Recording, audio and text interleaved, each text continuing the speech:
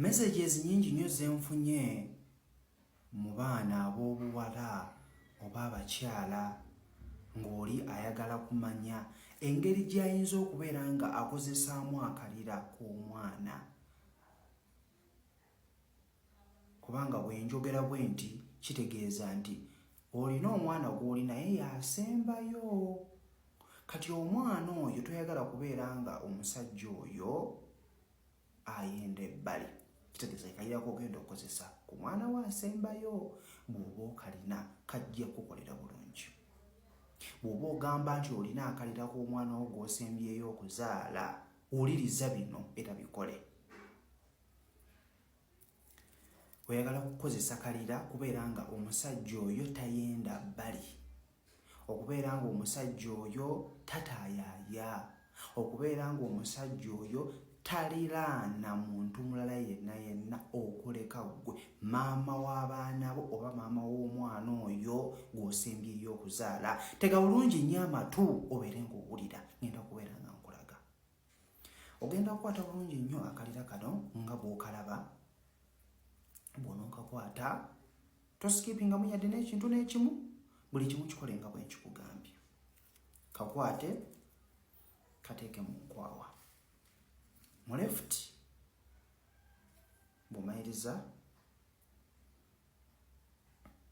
yogera ogambe nti gwe omwami wange gundi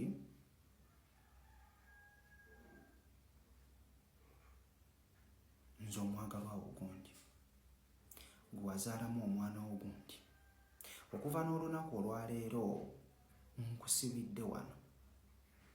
Saagala kubeera nga oliraana omuntu yenna yenna yenna atali nze. Kakwate, bw'okakwata njagala okakwate obikole empale yo obeere ng'okateeka. Olamiriza ogambe nti ogenda kubeera ng'okasibyeko bulungi nnyo. Kabeere ng'okasibye. Olamiriza ogambe nti okuva n'olunaku olwaleero buli w'owulira ng'oyagala kubeera nga weegatta nze wendi. Sikusibye kubeera nti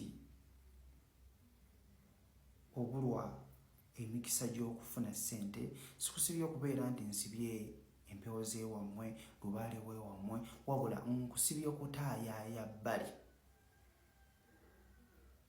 Mayinza kajeemu mu mpale kateeke ne mu mukono guno.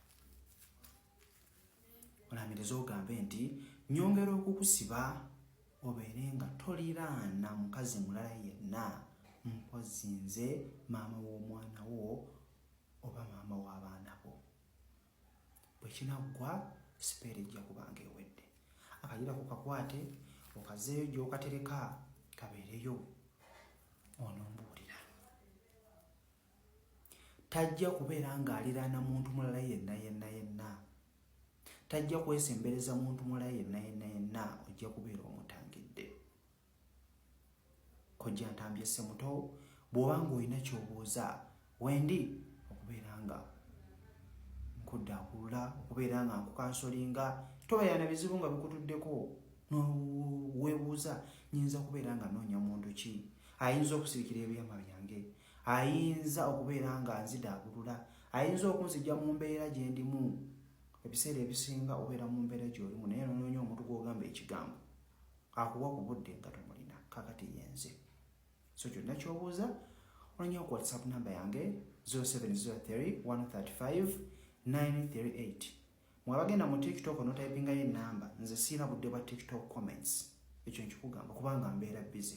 Mbeera mu mirimu gyange, mbeera n'okubayambako oluusi nga mpuliriza ensonga zammwe. So kati gwagenda n'otayipingamu ennamba mu TikTok comments omwo, bwe banankubba gw'omanyi. Kubanga nze mba sibimanyi. Ennamba baziteeka mu inbox. Tappingawo, followinga, genda wali eri, weereza ennamba y'essimu. Anti ennamba y'essimu wali waggulu awo. Nakugamba engeri gy'ogifunamu. Gifune, genda mu WhatsApp y'omuntu, gitayipingeyo, gikooneko ijja kukulekera chat on WhatsApp. Then mpeereze message. Kalayikinge, kasharinge, bw'oba ofunyemuko ekyokuyiga. Labira ku YouTube, subscribinga, tujja kubeera nga tukwatagana. Mbere bulungi, mbagala.